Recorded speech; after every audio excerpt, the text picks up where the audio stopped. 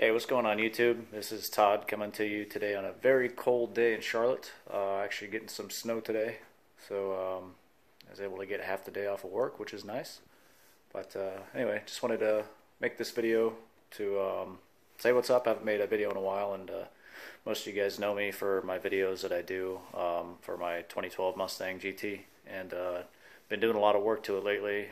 Just put in a new T56 Magnum 6-speed to replace the old MT82. I was having some fifth gear synchro issues, but the main reason I wanted to put it in was to handle the extra power from the Paxton Century supercharger I just put in. I changed out the headers, went with MBRP 1 and 7/8, I think, but slightly larger than the BBK ones I had, so I changed those out.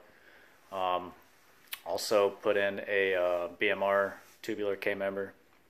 So just been wanting to do all this stuff for a while, and finally got it done, and wanted to give you guys an update. Got everything tuned by Pro Dyno in Fort Mill, and I had some issues with my mufflers, or lack thereof. Didn't have any mufflers, so no back pressure there, so I lost some power there, and had some O2 sensor issues, so they had to tune around that. So the car definitely wasn't making, you know, its full potential, but on 93 octane it made 626 at the wheels, and that was just on one wide open throttle pull, so definitely left a lot on the table there, but very happy with it. A couple days before Christmas, I was following my buddy who's got a 2011 GT, and we're driving down the road going up to a restaurant, and still don't know who it is, and I'll never know, but someone cut out in front of me. Didn't have their lights on, flicked them on when they got halfway into my lane, and by the time I saw it, it was too late, so I had to swerve around them, hit the brakes, went into a ditch. Car went through a telephone pole support cable,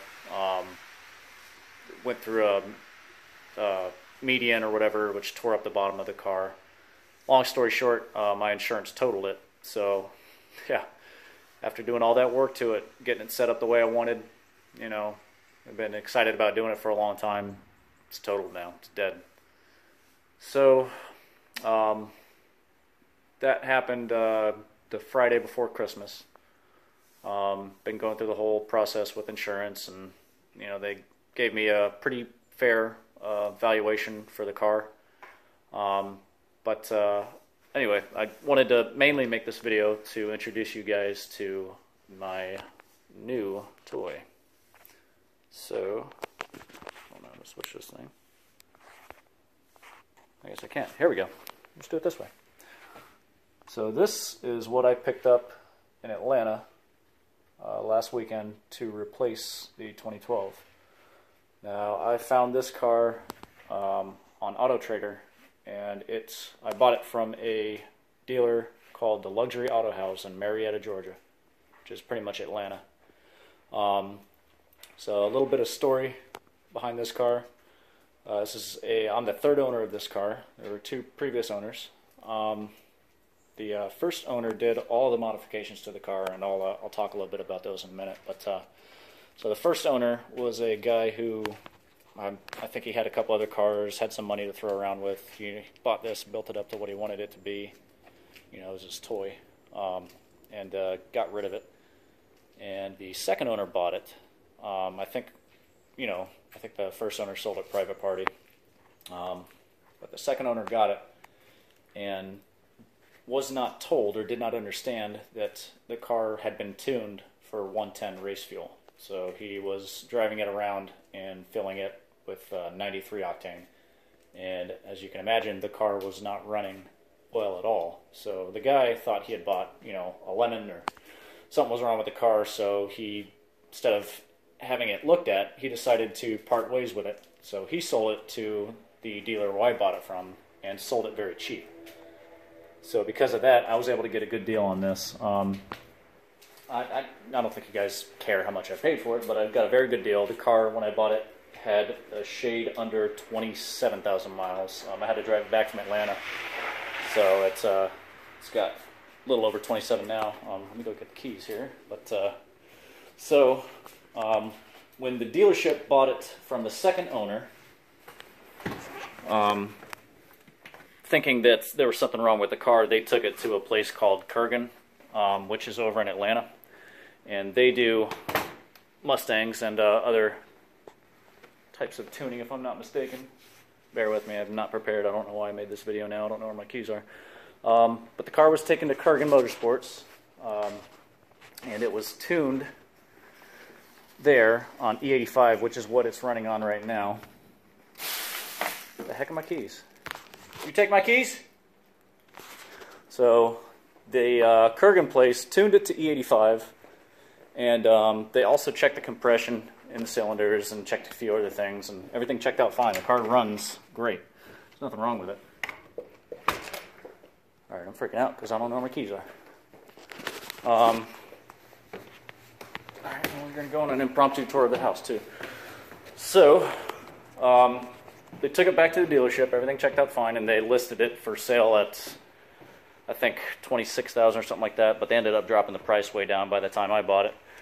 So I got a really good deal, and I'm thinking, you know, before I'm buying this thing, you know, I'm getting this car at a steal. It's got extremely low mileage. It's heavily modified. There's got to be something wrong with it. So I checked the Carfax. Everything came back fine. And, you know, there were no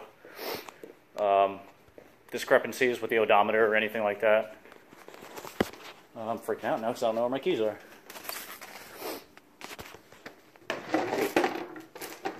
Wrong one. Anyway, I'll have to edit this later, I guess. Let's just pause this for a second. And we're back. Found him. The cat hit him. What are you gonna do, huh? You gonna go outside? Make your mind up. In or out.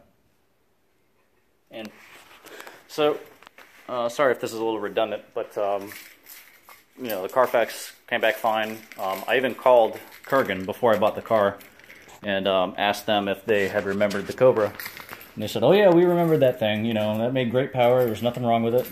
And they sent me the dyno sheet of what it ran, and it's on a safe, conservative E85 tune, but it's also tuned for 93. But on E85 with a conservative tune, it put down 786 to the wheels, so probably about 900 crank horsepower. So let me give you a little tour. Haven't had a chance to wash and wax it yet. That's why. So, don't mind the empty water jugs in the back there. So here we are. There's a little bit of wear on the seat here. But other than that, everything's fine. Alright, sitting down in the cockpit. So we got our little tack there, shift light. We got air fuel gauge, volt gauge, oil pressure, fuel pressure, boost. Even put in a little aftermarket touchscreen Pioneer thing there, which I like. Not a fan of this phallic looking object here, so I'm going to change that out, but I mean, not that I really care right now. So, pretty basic on the inside, nothing too crazy. I don't know what that's for. No idea. It's not hooked up to nitrous or anything. So, let's take a look under the hood. So like I said, just picked this thing up a few days ago. Haven't really had a chance to get intimately acquainted with it. But, bear with me. And it does not have hood struts or anything. But the hood does sit up here, like so. How about that? So here we are. From what I know, it's a 2.8 Kenny Bell Mammoth. It's got upgraded braided fuel lines here, Aeromotive fuel pump. It's cammed. I don't know the specs of the cam, but it is cam. It's a mild cam. I don't know internally if any other work has been done. I know that there's nothing that really need be done on these engines, with it having forged crank, forged pistons, forged rods. So I'm told, I've read that these can handle you know, about 1,000 horsepower stock, and that's, you know, pushing pretty close to that, I think, but I don't plan on modifying it, you know, any more than it is now. I haven't really gotten on it yet, but it's got plenty of power, insane power. I mean, I definitely need wider tires in the back. It's been cold out anyway, and this is the first of the snow that we've gotten this year, but you know, the temperatures have been cold, so I haven't been doing anything stupid because I know the tires aren't going to stick anyway. The fuel pump is insanely loud, so it's a no bullshit big deal fuel pump. Let me go ahead and start it up here. I'll try to get the best angle I can for you guys so you can hear the exhaust. All that the dealer told me is that it's Bassani exhaust. I don't know if that's the mid-pipe. It's got long tube headers. I don't know what brand they are, so I don't know to what extent the Bassani, you know, is. I do know the tips are Bassani, but crank it up, have a listen.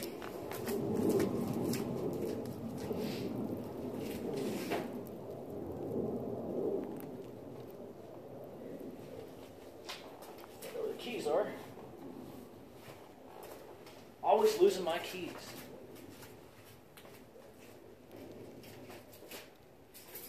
Alright. Got him.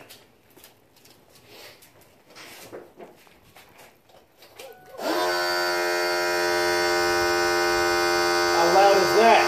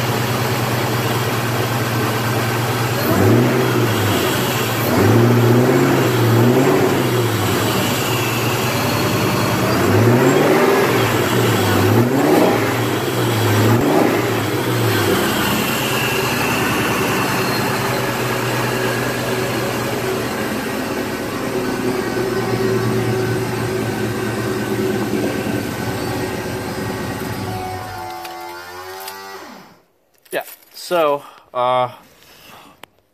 anyway, this has become a much longer video than I intended, mostly because of the whole key fiasco. But, basically, there's not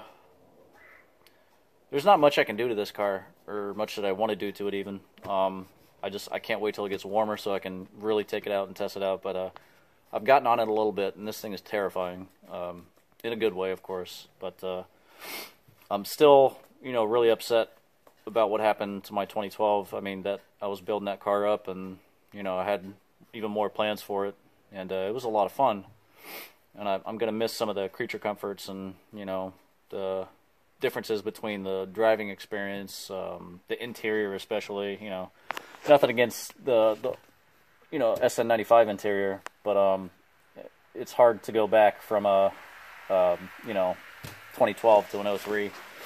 But it's not a deal breaker by any means, obviously. You know, I own this now, but yep, so I'm gonna miss my old one, but a lot of potential with this. So just want to let you guys know what's going on and why I haven't been around, so expect some more videos of this coming up soon.